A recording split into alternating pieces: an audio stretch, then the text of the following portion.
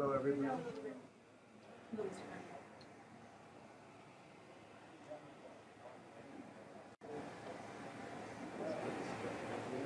Mr. President, the President of the People's Republic of China. Good to meet you. Great pleasure to see you again. Good to see you again. Me too. And we're going to have a very successful meeting, I have no doubt. 我肯定我们今天会有非常成功的会议。 But he's a very tough negotiator. That's not good. 但是他是很强硬的谈判者哦，这不好。 We know each other well. 我们相互之间非常了解。 Mr. President, do you plan to sign a trade deal today? Could be. 有可能。 I think we'll have a great understanding. 但是我们会达成很好的 We 理 have a 解。 great relationship. We've always had a great relationship. 我们之间的关系很好，关系总是很好。我们之间的关系。他问他是不是还在会买美国的大豆？ Will you discuss Taiwan, sir? Which way? Right, one minute, thank you. Thank you very much, everybody. Please. This is my video update on this Thursday afternoon, October the 30th, coming to you from Ayia Napa, Cyprus. Let's talk about some news, and boy, do we have a lot of news to get to today. So before we get started, give this this video a like if you want. Give it a like. Subscribe to the channel if you want. Please subscribe to the channel. Helps me out a whole lot with the algorithms. And let's get moving on the news for the day. It's odd. Huh? Interesting. Very interesting. So, the Trump-Xi meeting, that is the big news for the day. The meeting wrapped up a few hours ago, and it lasted for 1.5 hours, which is not very long. That is about the same amount of time that the Trump-Putin meeting lasted in Alaska. And we all know how that turned out, right? So 1.5 hours for China and the United States to talk about trade and tariffs and according to Trump, geopolitics is really not that much time. There was also no media statement from either of the leaders, no joint press conference or anything like that.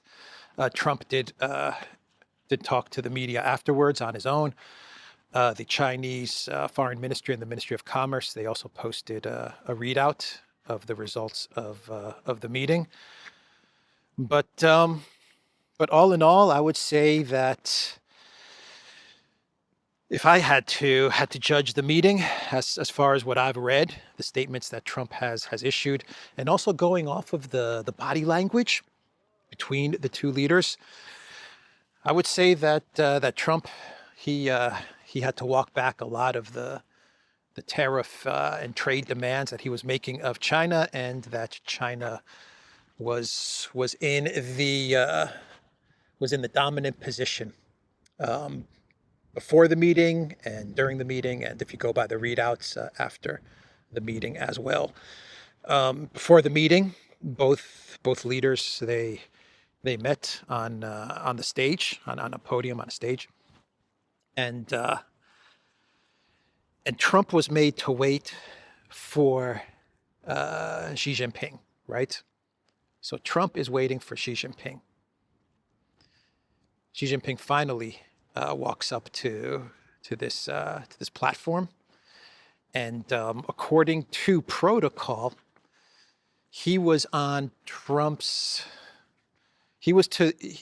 Trump was to his right, which means that Xi is considered to be hosting these talks.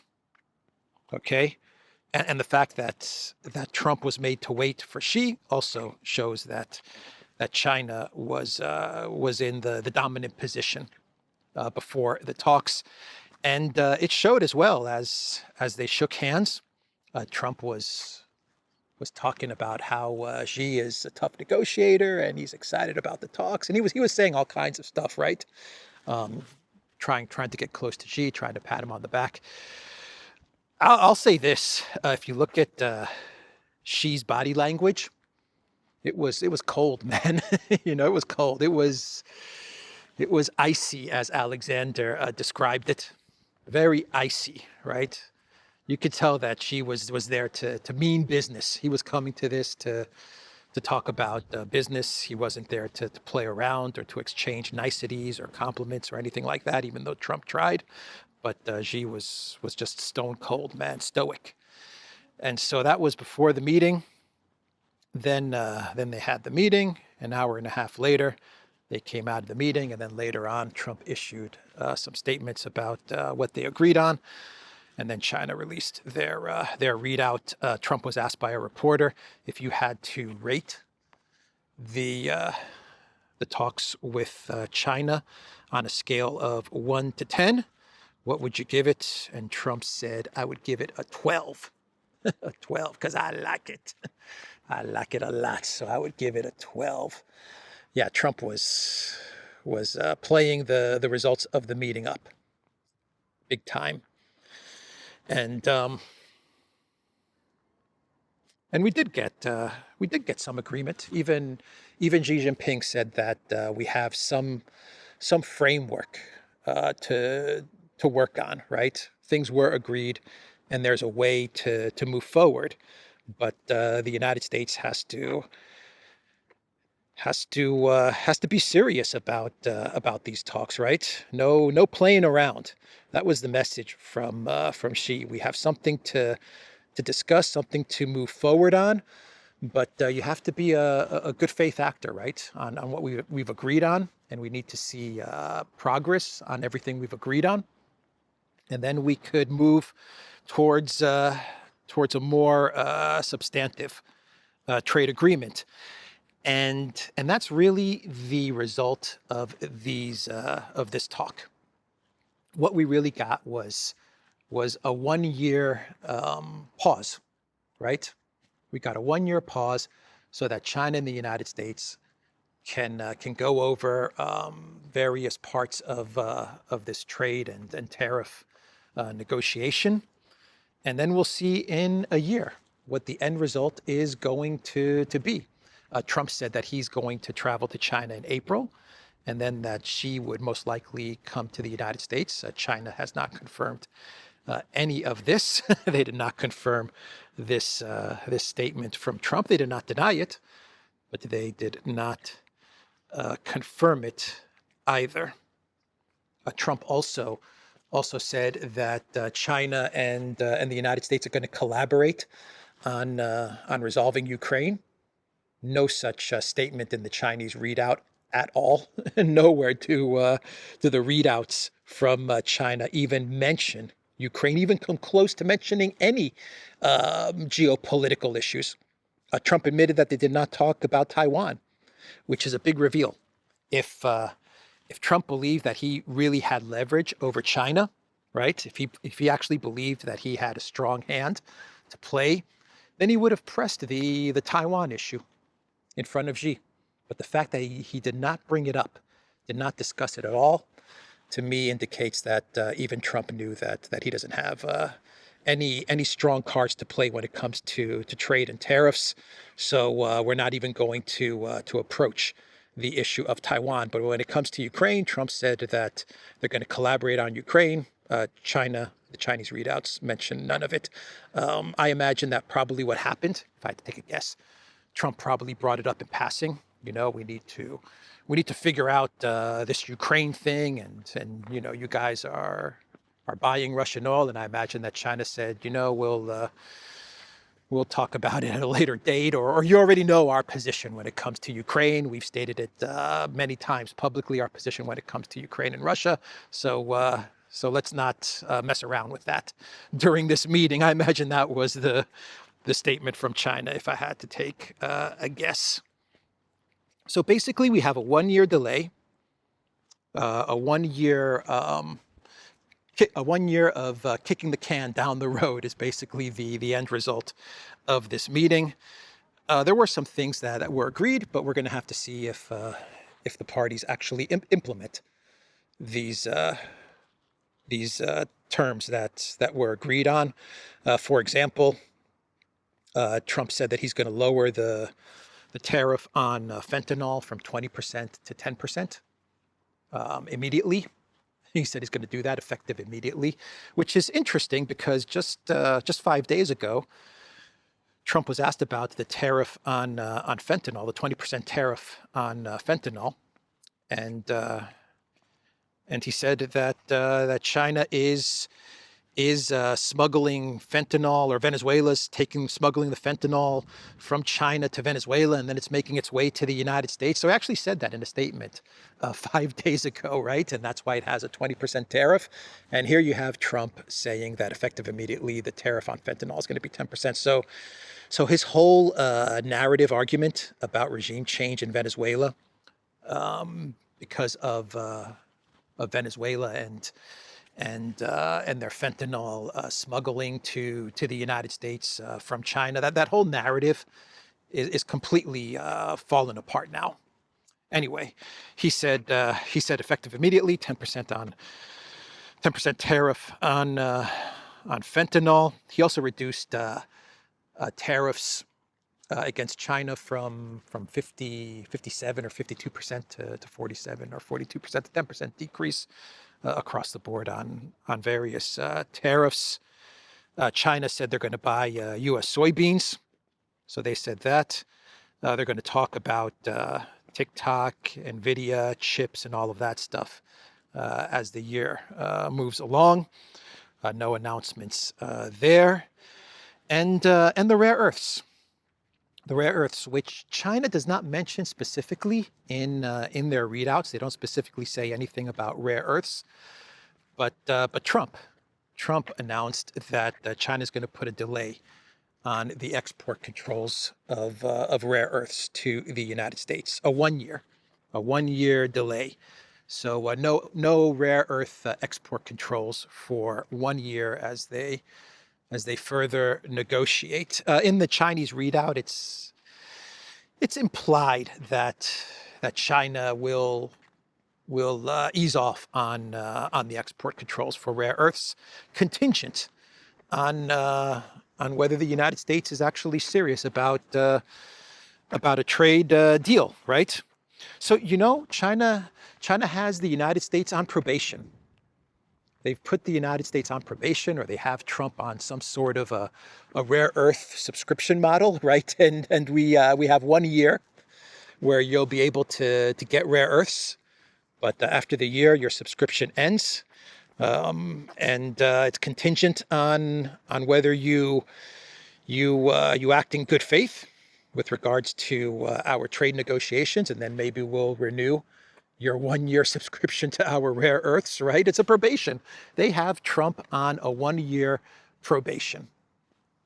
And they used the rare earth card, right? And that was the basic outcome of these negotiations.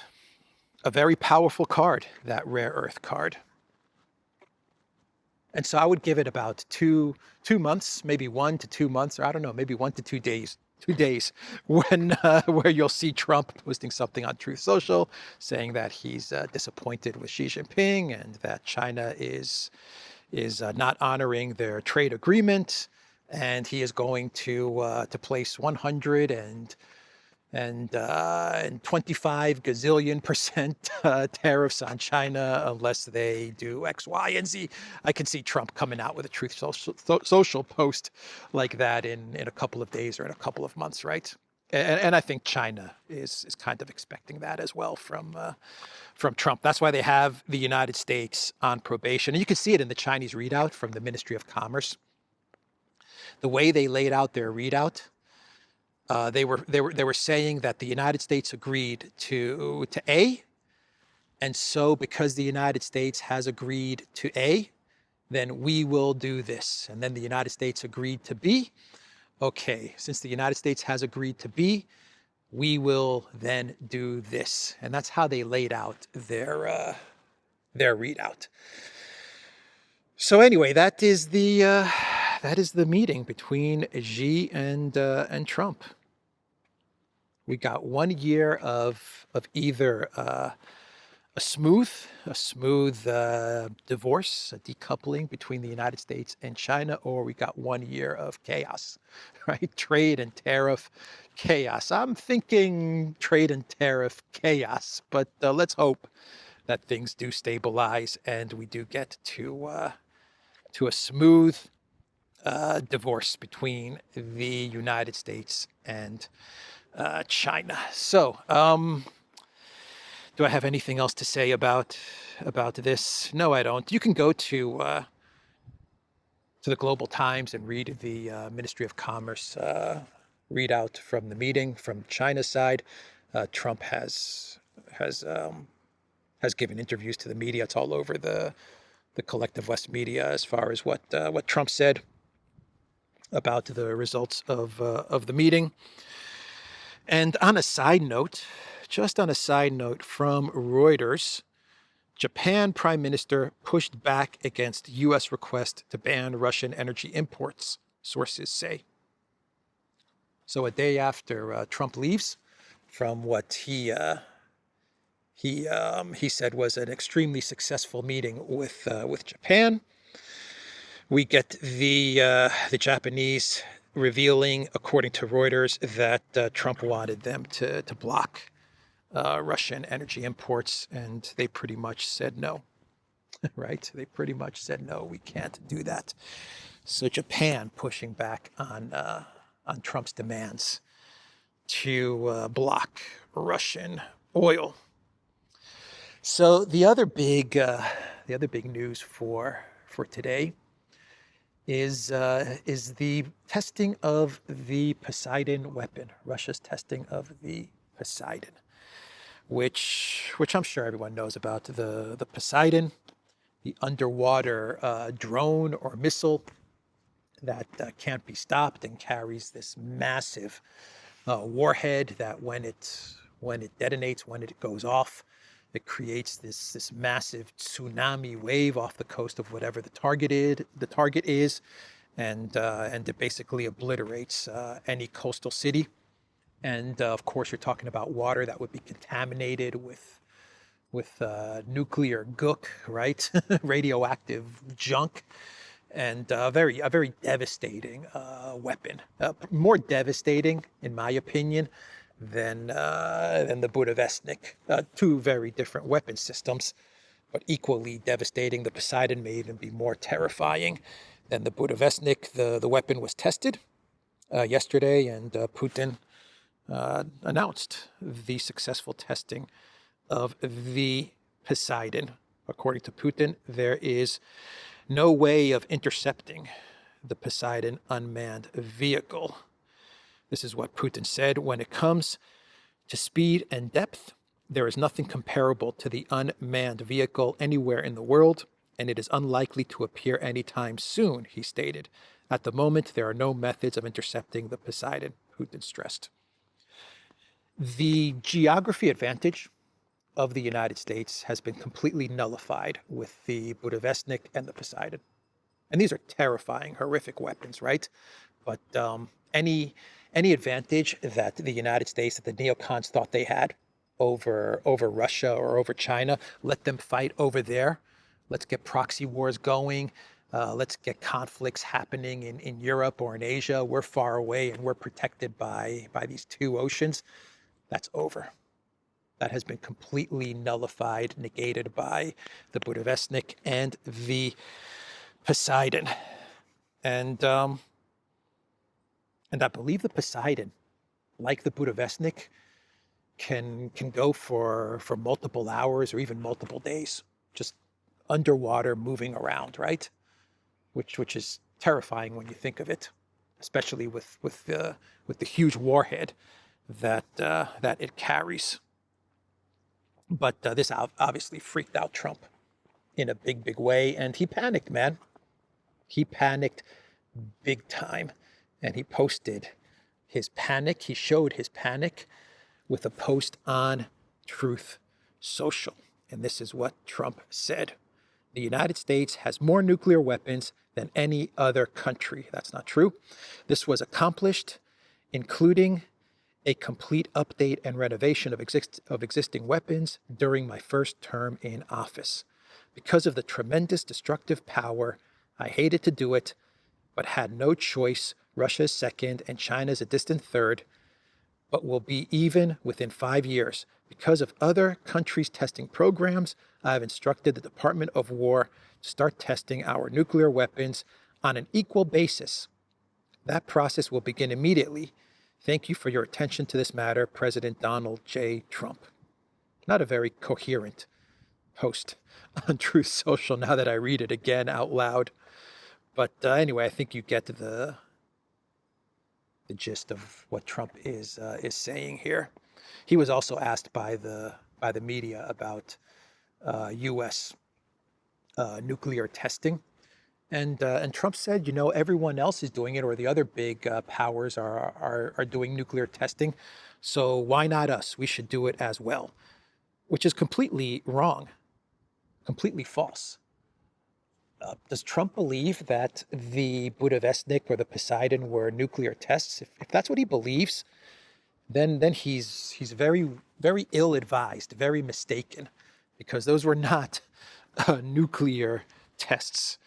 And this is a huge deal for Trump to announce that the United States is now going to be conducting nuclear tests. It violates the nuclear moratorium. And what this is going to do is this is going to lead to a nuclear arms race, right?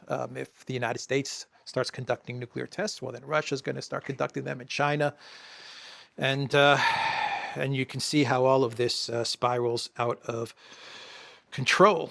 Let me read you what Peskov said about this. When asked about the issue by journalists later in the day, Peskov noted the statement by Putin, which has been repeated many times, that of course, if someone abandons the moratorium on nuclear testing, then Russia will act accordingly. The U.S. is a sovereign country and has every right to make sovereign decisions, he stressed. Responding to Trump's claims of other countries carrying out nuclear tests, Peskov said, "We are so far not aware of this. If it is about the Budavestnik, then it is not a nuclear test," he insisted. "All nations are developing their defense systems, but this is not a nuclear test." So no one else is carrying out nuclear tests. No one. The United States is not the number one nuclear power. That's also false. But this is not the first time that Trump has repeated this lie. I'm starting to believe that Trump believes that the United States is the number one nuclear power. That's not true. But you can see the response from Peskov, from the Kremlin.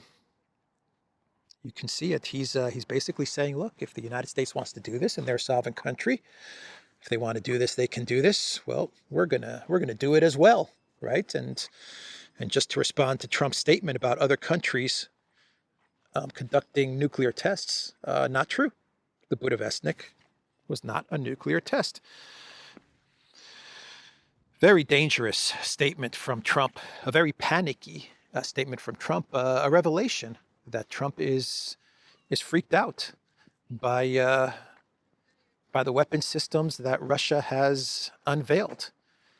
And he is now basically, through a Truth Social post, he's basically telling the Pentagon to start nuclear testing.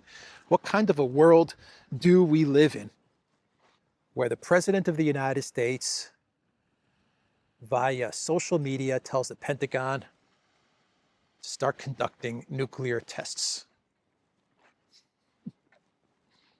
What a freaking crazy clown world we live in, because for some weird reason, Trump is just not understanding what the Budavestnik test was. He's not understanding the Poseidon test. He doesn't grasp the fact, the reality that the United States is not the number one nuclear power. He's not getting any of this, which is very, very bizarre and very scary. So bizarre and scary, since we're on the topic of bizarre and scary, how about what the The Belgium defense minister said in an interview yesterday. How about what he said? So the Belgium defense minister, he was asked about what if Russia launches a nuclear missile or a non-nuclear. What if they launch a missile into Belgium or into any NATO capital, any EU NATO capital? What then? And the defense minister of Belgium said that Moscow would be leveled if that happened. If that happened, he said Moscow would be leveled. He said that F-16s or F whatever, right? F whatever, hundreds of fighter jets, of NATO fighter jets, would deploy over the skies of Moscow. He said that Russia would not even see it coming because all of these fighter jets are stealth, and Russia would not be able to find any of them, and there would be hundreds of them. And he said that Moscow would be completely leveled. That is what the Belgium prime minister said. Moscow will be wiped off the map. Defense minister from NATO nation does not fear Putin's threats. The Belgium defense minister. That is what he said in an interview. And the part of the interview that not many people are discussing, a lot of people are focusing on his statement where he said that Moscow would be wiped off the map and leveled by NATO, by Belgium. Okay, not by Belgium, by NATO. Everyone's focusing on that statement. But the defense minister of Belgium, he said something very interesting during this interview. He said that when he was asked about the Tomahawks, he said not to worry about Russia's reply if we start launching long-range missile strikes into deep into Russia, including Tomahawk missile strikes into Russia. He said we shouldn't worry about Putin's red lines. We should not take Putin's red lines seriously, he said.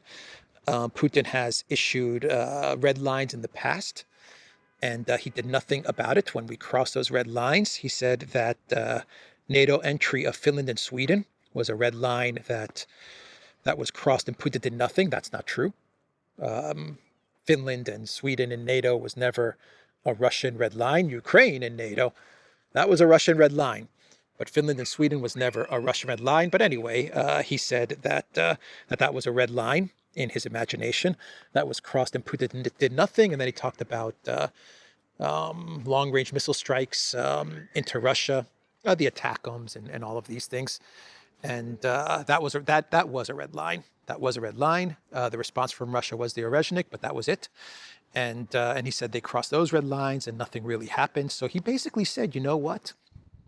Don't worry about it. Let's launch those Tomahawk missiles into Russia. Let's launch Taurus and other missiles deep into Russia, and let's call Putin's bluff. Is basically what he said. And not many people are talking about that part of the interview. So that was an interesting statement from the defense minister of Belgium. Something tells me that this time around, if they do launch those Tomahawks and long-range missiles into Russia, something tells me that Putin will react to the crossing of that red line. I don't think there's any choice to it. Putin, Russia, the Kremlin is going to have to retaliate and react to the crossing of that red line. But what Belgium is trying to do here is that they're trying to shift the conversation away from the seizing of the Russian assets, away from Euroclear, because Belgium is putting a stop to the seizing of the Russian assets, because the EU is telling Belgium that they don't want to take up any risk, or at least the EU member states are saying, look, let's take these Russian assets, but all the risk is with you, Belgium, and with you, Euroclear. And Belgium told EU member states, you know what, if you guys want to take these assets, which are in Belgium with Euroclear, then we have to share the risk, right? And the EU is telling Belgium, nah, we don't really want to share the risk. All the risk is on you. And so Belgium is saying, well, we don't want you then to take the assets, because if you take the assets, our economy is going to implode. Euroclear is going to be buried in lawsuits, and that will probably close. And all the risk is on us. So what Belgium is now saying is they're trying to shift the focus of the conversation when it comes to Project Ukraine. They're trying to shift it back to the Tomahawks and long-range missile strikes into Russia, which is even more crazy and more dangerous, right? But anyway, that is what Belgium's game is here. So that was big news as well. What the defense minister of Belgium said, and even more big news coming from the president of the Russian Federation, Vladimir Putin. He has invited journalists to see the encirclement, the cauldrons in Pokrovsk and Kupiansk, because Zelensky and collective West media, they're doubting that there's any type of encirclement in Pokrovsk and Kupiansk. And they're talking about a difficult situation. Zelensky's saying it's a difficult situation, but it's not as catastrophic as Russia is making it out to be. We're going to break through. We'll punch a hole in the Russian military in these areas, and we'll break into Pokrovsk and push the Russians out. They have admitted that the Russian military is operating in the city center, but Zelensky's saying, look, we'll send reinforcements. We'll work our way into Pokrovsk, into the center, and we'll push Russia out. Putin is saying, look, these guys are trapped, man. You don't believe me? You think that Zelensky is telling you the truth, and he's saying that they're going to be able to fix the situation in Pokrovsk and Kupiansk? I'm telling you that these guys are encircled, and if you don't believe me, well, what we'll do is that we will put a pause in fighting for 24 hours. I believe he said 24 hours. We'll stop our operations for 24 hours, and we will allow media, Russian, international, American, European, they can come into Pokrovsk, they can go into Kupiansk, and they can see for themselves that what's going on here is an encirclement. You have about 5,000 Ukrainian soldiers in one area. You have 5,000 in the other cauldron. If they don't surrender, they're going to be annihilated. There's no way for them to get out. All the efforts of Zelensky, of Syrskyi, of Budanov to try and bust them out is failing. But come in, journalists, and see for yourselves, and you can report from inside Pokrovsk and see the situation as it is, instead of believing what the clown puppet comedian is saying. So that is what Putin said, which is a very, very smart move from Putin, right? A very, very smart move. Because for Zelensky, it's all about media and optics, right? The last thing he wants to have happen is the media reporting on the catastrophic encirclement that has unfolded in Pokrovsk and in Kupiansk. He does not want that to get out, because the collective West, the citizens of the collective West, or many of the citizens of the collective West, the Trump administration, European leaders, they're running around with this narrative that Ukraine is winning, and yeah, things are tough in Pokrovsk, but they're not as catastrophic as Putin is making them out to be. Right, so let's keep on supporting Zelensky and give him more money and more weapons and long-range missiles, because Ukraine is winning. He does not want to see that narrative crumble with collective West journalists in Pokrovsk reporting that the situation is beyond bad for the Ukraine military. 10,000 Ukrainian troops encircled is significant. It is significant, and the fact that Zelensky is not telling them to surrender is horrific.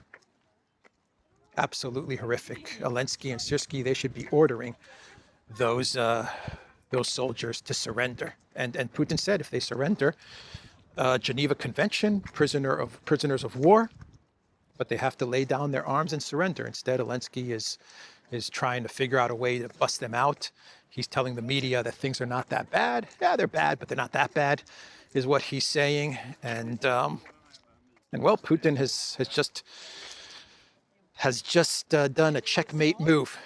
Come on in and see what's going on for yourselves in Pokrovsk, and you will realize that the Green Goblin is lying. Anyway, enough of that. That is what Putin said.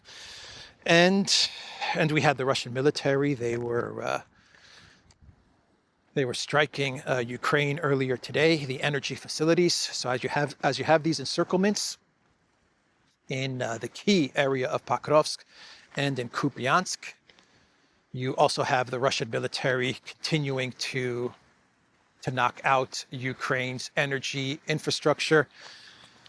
And they hit the energy infrastructure again this morning. And Ukraine air defenses, nowhere to be seen. Basically, the Russian military, with their drones and their missiles, they can hit pretty much any target that they want inside of Ukraine. So that happened as well.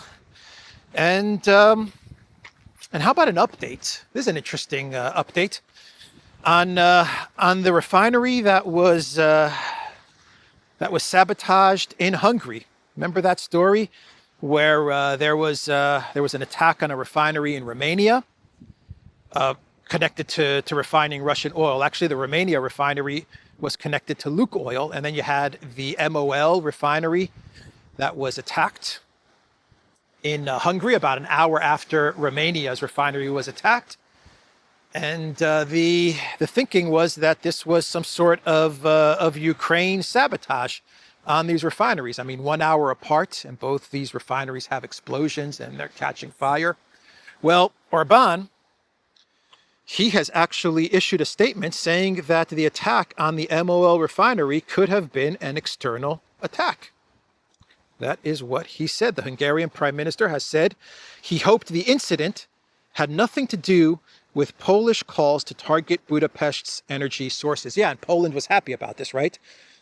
Poland was happy about the sabotage of Nord Stream. Donald Tusk and Sikorsky posted about how happy they were about the sabotage of Nord Stream and the fact that one of the suspected Nord Stream bombers was let go by a Polish court, and they cheered that on. And then they talked about how it's okay to attack infrastructure. Oh, look at that lizard.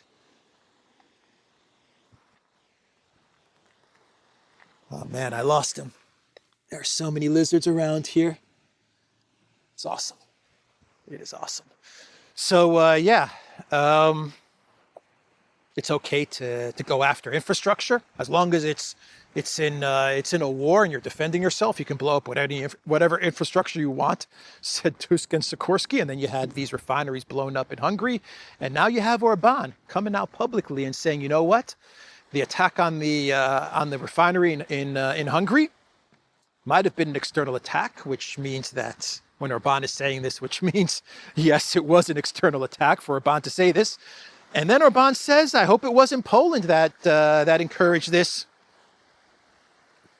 An amazing statement from Orban. And you know who hasn't spoken up about the attack on this refinery? Orban's buddy, U.S. President Trump. He hasn't said one thing about the refinery attack. At least I don't think he said anything. And man, Orban, he really supported Trump, and he continues to support Trump, right? Supported Trump when he was campaigning, continues to be Trump's #1 supporter in Europe. And when an oil refinery is attacked in Budapest, and it looks like sabotage, Trump says nothing. Trump does nothing. He says nothing. Anyway, an incredible statement from Orban. And we can now talk about another big news topic for today, which was the elections in the Netherlands. That's right. We have the tentative results of the elections in Netherlands, because these were close elections. But the Geert Wilders PVV looks like they'll be in second place or maybe even third place when the results of the elections are confirmed. It looks like the winner is the D66 party. That's how it looks, but it's still very, very close. But we may be getting a very young prime minister from D66, Rob Jentin, for the Netherlands. Rob Jentin, very young guy. And he is super pro EU, also pro Palestine and anti-Israel. And a lot of analysts, I believe correctly, are noting that the one issue that might have sunk Geert Wilders in this election was his support of Netanyahu. That might have done Geert Wilders in, and that might have done his party in during these elections, and that might have propelled the D66 to come out on top and appoint their prime minister. Robert Barnes actually posted on X. One sec. Here we go. What stood out for the surprise winner of the Dutch elections? Their opposition to Israel. I think that's spot on, man. I think that might have made the difference in these elections. You know, Geert Wilders positions himself as right or nationalist, far right, but he may have been more of a Maloney type than an actual nationalist or patriot of the Netherlands. I don't know. That's just my guess, my assessment. So in comes the D66, which is very liberal left, I believe. Globalist. I would say they're more globalist left, and they're very, very loyal, very committed to the European Union as well. Very committed to the EU, and they're very anti-Russian and very anti-Putin. Right? Here's a quote that I will read you from the possible new prime minister of the Netherlands. I want a return of the Netherlands to the role of kingmaker in Europe, Jetin said. We used to play that role, and when we did, it was for the better, he added. Europe must transform itself into a serious democratic global power, Jetin continued. That means giving the EU the power and the resources to do what citizens all across Europe are asking it to do: defend our territory against Putin's aggression, grow the economy, protect the climate. So Ursula's probably celebrating, right? Ursula and Kaja Kallas. They're not, I imagine they're not. I see you. Where are you? Where are you, man? You guys are fast and you blend in. I imagine they're not happy with Jetin and the D66's stance on Israel, because Ursula and Kaja Kallas support Netanyahu.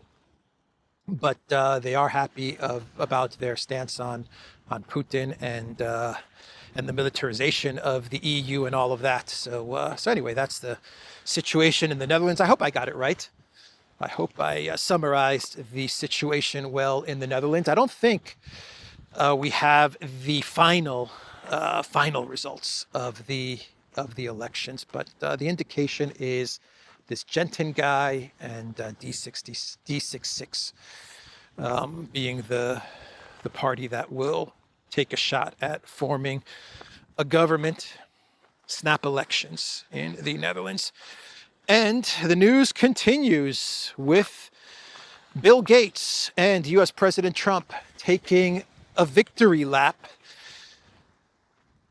with Bill Gates and climate change, because Bill Gates, he posted an article, I believe, on one of his foundation websites or something like that.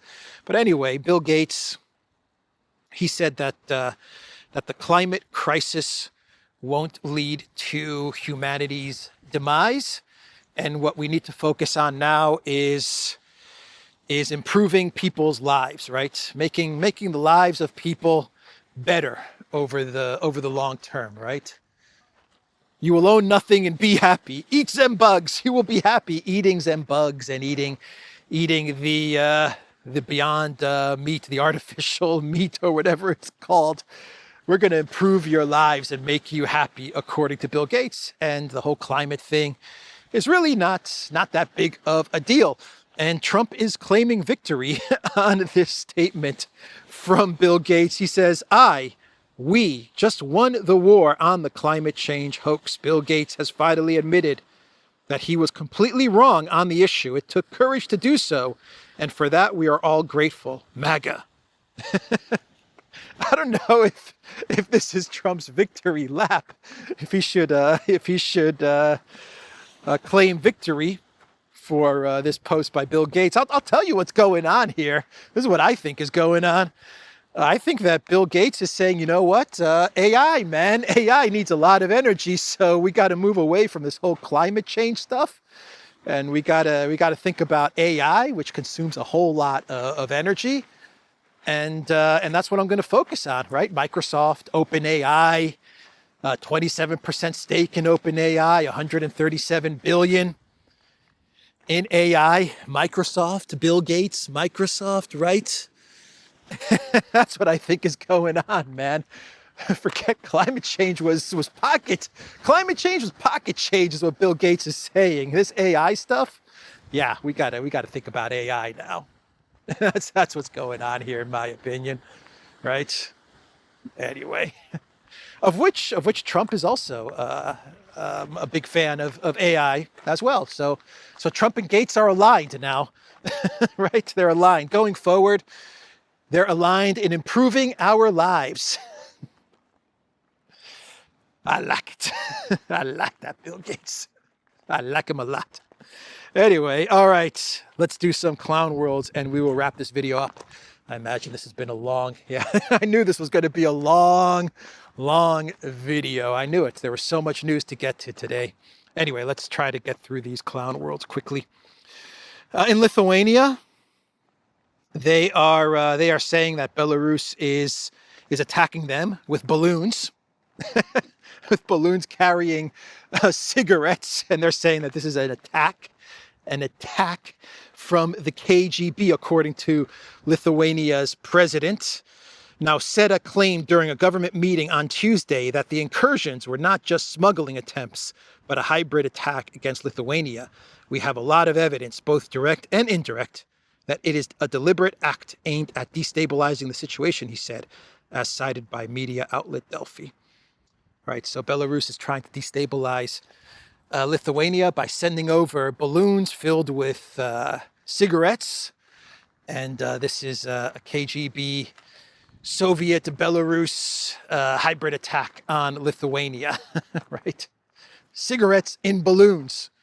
Just shoot down the balloons, man. I don't know.